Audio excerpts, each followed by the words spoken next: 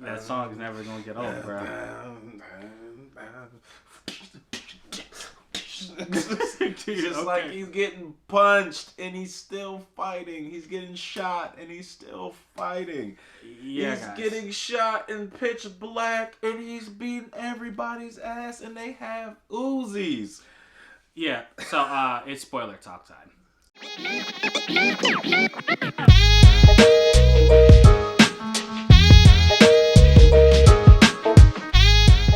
Hey guys, welcome back. It is our spoiler review of The Batman. Just came out. Matt Reeves' Batman. If you've watched our if you don't want spoilers, go watch our spoiler-free video. Yeah. We're gonna be talking about just I don't know if you can call this a review, just specific scenes that stood out to us that were incredible. So again, just to recap, this is more a detective story than superhero story. Yeah. When the superhero-ness turns on, it's there. Yeah. It's all the way there. Robert Pattinson is just he is a force of nature. Like, you understand more than ever before why people are afraid of Batman. How tall is he in real life? Because he seemed like he was towering over. I mean, that's movie. I think they actually elevated his height with bruh. Yeah, man. I loved him because it's like he always stayed calm. Yeah. And he didn't, it's like he felt untouchable. There's a line where he's like, I'm not afraid of dying. Yeah. And you see that. He will walk into your face and be like, yeah, you gonna do what I need you to do or we're gonna have a problem. Yeah. It doesn't matter who you are. Yeah. He will do this. And like we said at the beginning of the movie, he's doing a voiceover talking about his life. Like, I've been here 2 years. This city's a cesspool. I can't be everywhere at once, but I've done enough so people are afraid. When the signal comes on, shadows, everybody's staring at the darkness. Yes, because this man is terrifying. He's terrifying. He said it. It's the signal. It's not a signal. It's a warning. It's a warning. So literally, you see people look in the sky. The signal's on. Then they look to the dark shadow, and they run away. That's how you start a movie. Yeah, the beginning was awesome. Everyone is like, "Oh crap, is someone there?" Cool little thing that I noticed: the mask that the dude was wearing is the same logo that was on all the drugs. So that was kind of a they didn't even mention this in the actual review. There's so much foreshadowing in this movie. Yeah. It's like this. It's everything is layered on top of each other, but which is really cool because it is a Riddler movie. Yeah. So there are riddles within the riddles. Riddles, yeah. It's so good. Yeah, man. You want to go ahead and start? I mean, this is a 3-hour movie. Yeah. We can literally talk about. We could go scene for scene. I'm gonna just start off with my favorite scene or favorite little moment that just makes me just think about old Batman, animated series, everything. He uses Venom when he's about to die and fucking goes crazy for, 15 seconds maybe? Yeah, so he gets shot. With a shotgun. And Selena Kyle is literally about to be killed. So he takes something out of his utility belt. It's this green liquid, and he shoots himself in the leg with it. Pops open a special compartment in his leg. In his suit. And just puts the Venom in, and he hops up, and it's just and just starts beating this dude. And yeah, that was a nice. They didn't say they didn't say Venom, but it's a nice little Easter egg. It's we know, and so our friend Matt was like, I don't want to see Bane, in a terrified way because this movie made everything scary, Batman, Gotham City. All of these they're scary. Yeah, it's crazy. They don't actually. The only person, I don't know if you noticed. Yeah.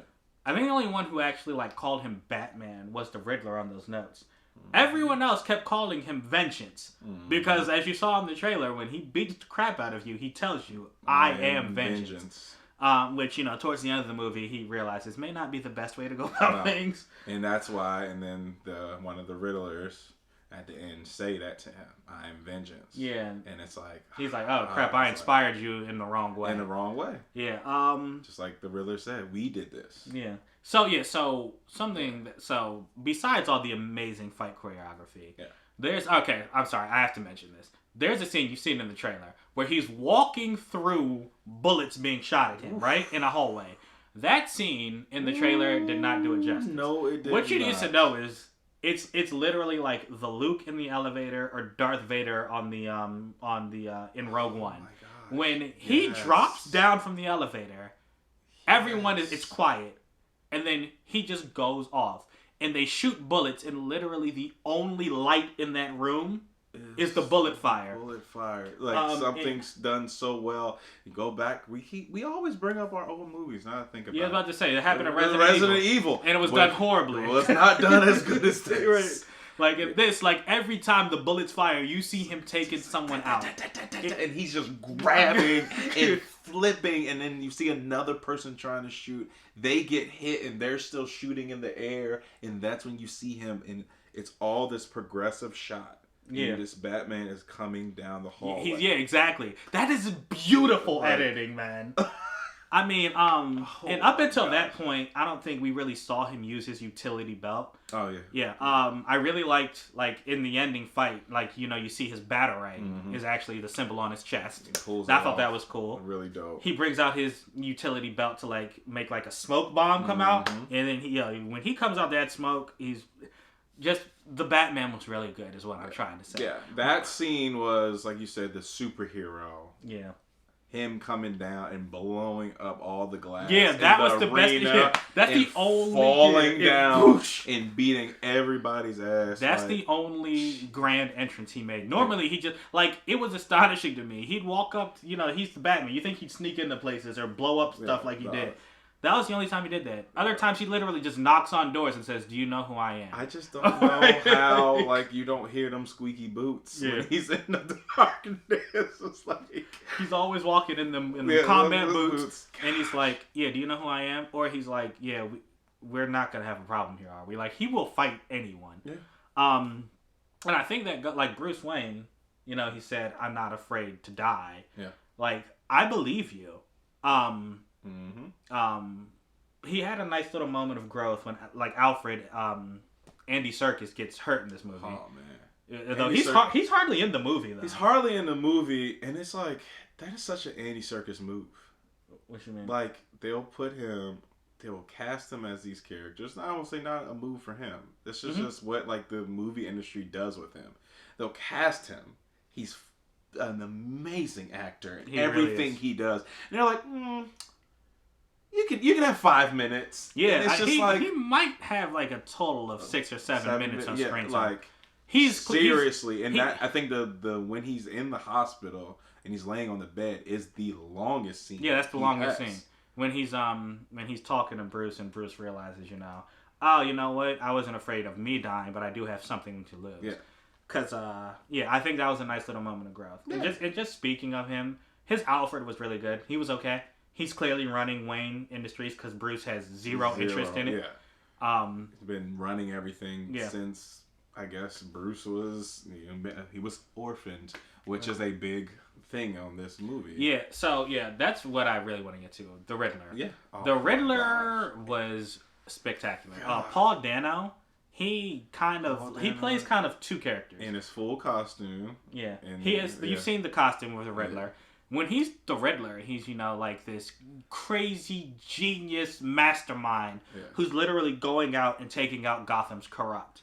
He's doing it in a way different than Batman because he's killing people. When he first screams and hits him, the mayor, I was in my seat like, this is about to be a crazy fucking movie. So the movie starts with him killing the mayor. He's like, whoa! And I'm just like, whoa! What the fuck? You're crazy! Like he makes some weird noises, so you know he's not something's so good. Yeah, I don't want to say he's crazy because he clearly knows what he's doing. He's very smart, but like he's been traumatized. And it comes out. I love the way he would have been able to play that character. Yeah, like I love the way it comes out because it comes out a little bit when he's in costume. Mm-hmm. Like, you know, there's a dude he strapped a bomb to and the dude is begging for his life and he literally says, "Shut up! Yep. Stop talking while I'm talking to the Batman." Yeah. Right? So like you get these little moments of him being kind of crazy, but you don't really see it until he's out of his costume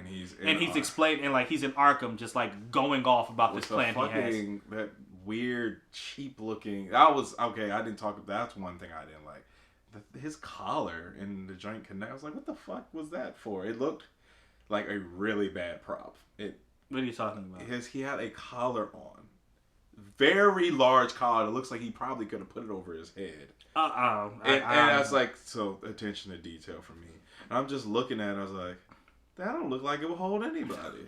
He still had cuffs on though. Yeah, but it's like, what's the collar for? Yeah, I don't know. I honestly didn't even notice completely, that. Yeah. But I was distracted by how insane he was acting. So his monologues were great. And his whole plan in this movie, like, I mean, it's this is what I love. You know me. I need a good villain in a movie. And if he was just killing people because he was crazy, this movie would not be that good for me. Mm-hmm. But he's literally like, yo, Batman, I'm like you.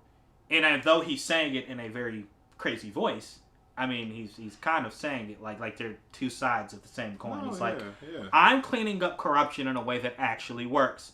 Because Batman's been doing it for 2 years and nothing is working. You're just beating people up. He is taking out people who are literally evil. He takes out mob bosses, corrupt cops, corrupt judges. He takes them all out. He's like, that's running the city. Yeah, and he's like, yeah, and you know what? I'm going to destroy the city, basically, and you know, build it up again. You talk about, like, villains destroying Gotham in these other movies.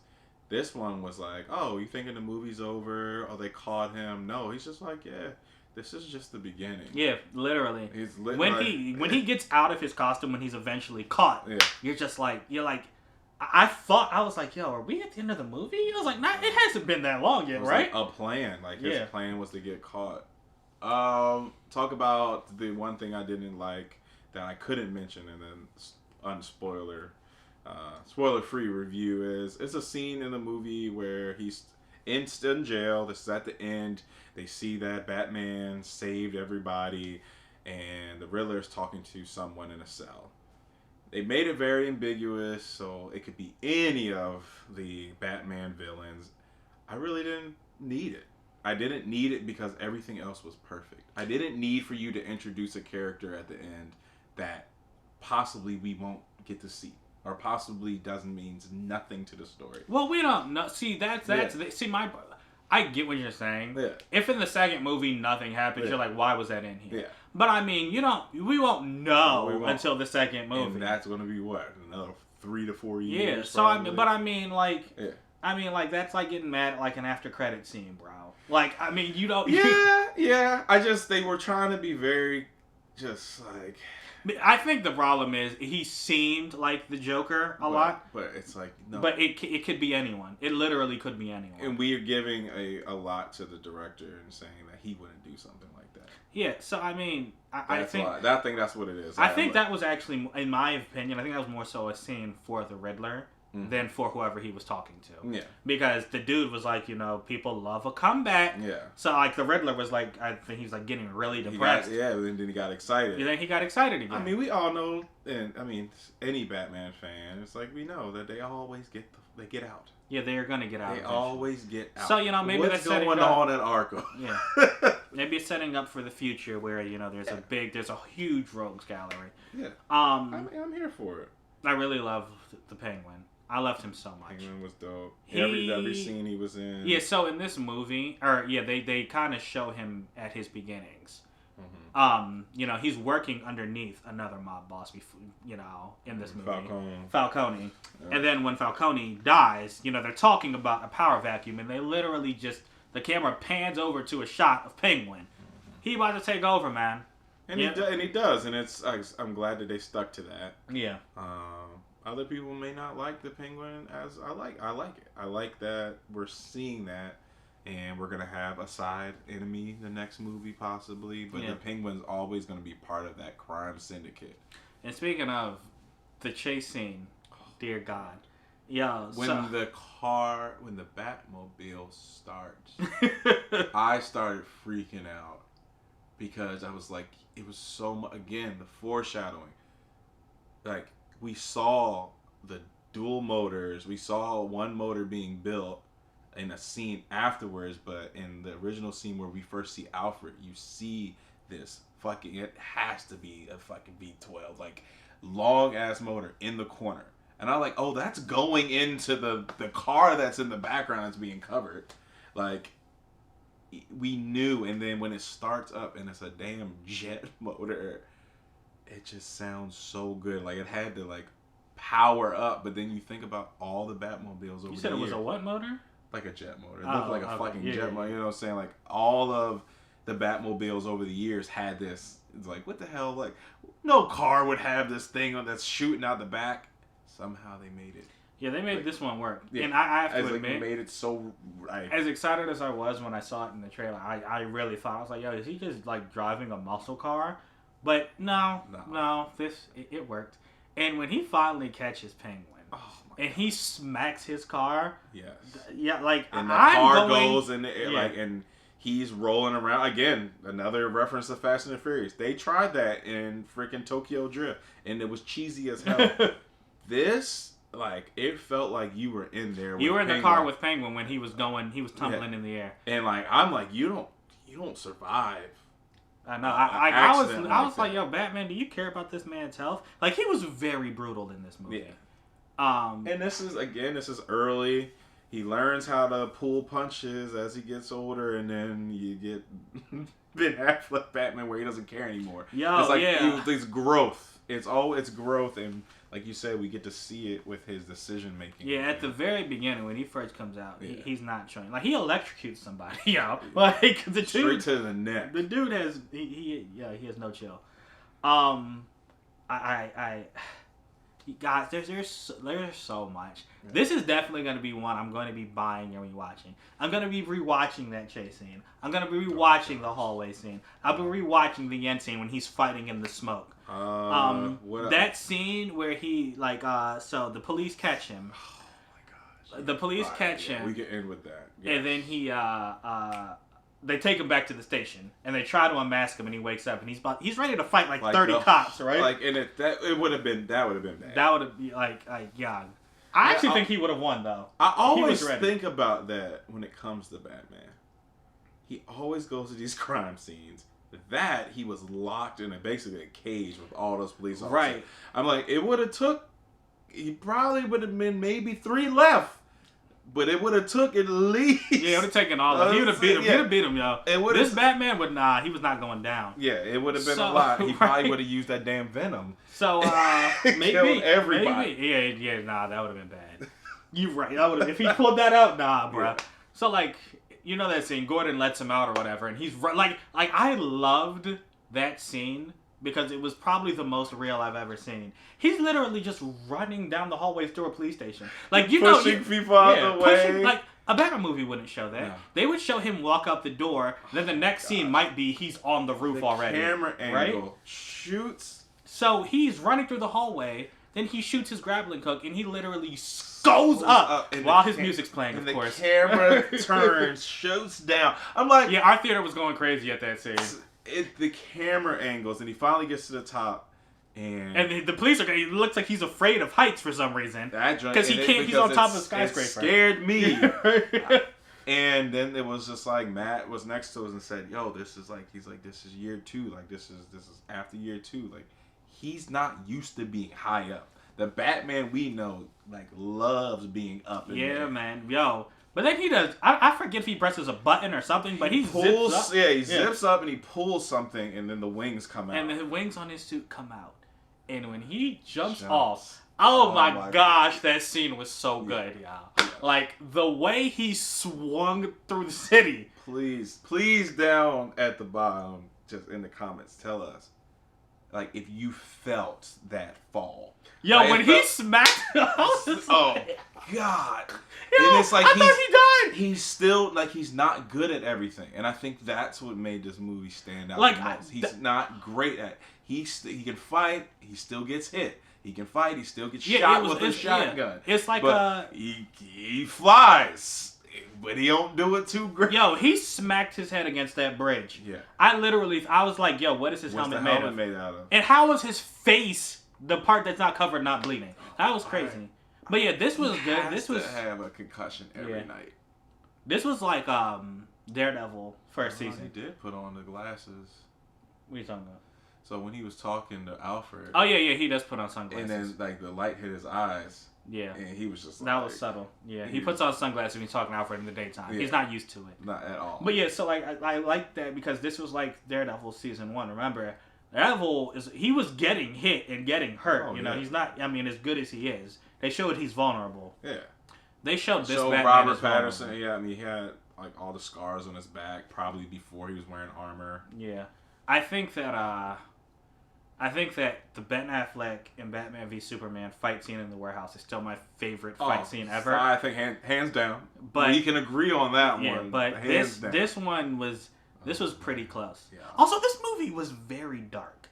Not even just both metaphorically and literally. Yeah. I don't think it was daytime except for that one scene when he put on the sunglasses. He put on sunglasses and he was and inside. went to the funeral. Yeah. That's it. Every other time you see him, it's nighttime in Gotham. Yeah. He looks, and I should have mentioned this in the other review. He looks terrifying. Like Bruce Wayne looks scary. You think so, bro? He looks scary, bro. I don't like. I mean, he never smiles. No, he looks. After wearing the cowl, and then like he's standing there, he's just like. Yeah, and he has the black makeup just on. like this. Just. He's always very serious. Yeah. Like I liked this Batman rendition because he was mission focused. Yeah, but we know after this he eventually has to put on the act of Bruce Wayne. Yeah, he does. So what we see, and the shows, the comics, the movies, that's not him. That's an act. He is. Yeah. Like his personality. I think that's what they're going with. He has to learn how to be that way. Yeah. It's like how, and they hinted at like every time he said like Alfred was like you're not out and about like right, yeah. I have to be. So eventually he is gonna be.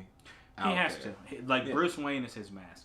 Yeah. The same way it's like you know how it's funny. Lex Luthor is a super genius, and he literally cannot. He doesn't know who Superman really is because he cannot fathom him being this dorky, nerdy reporter. Right? Yeah. Like the same way the Batman has to be that way. The Batman is vengeance. Yeah. So you wouldn't picture him being a billionaire playboy. with models on a yacht all day. No. So like he needs it, and I think we're gonna get there. Yeah. I mean we could the thing about this movie, we could talk for days. We probably are gonna talk for days, just not on camera. Yeah. But yeah, guys, please let us know what was your favorite part of this movie once you see it. What do you want to see in the next one? That is a very good question. Yeah. And yeah, man, just thanks so much for watching, guys. I don't know how long this was, but thank you for sticking around the whole time. And yeah, until next time, y'all. We out. Deuces.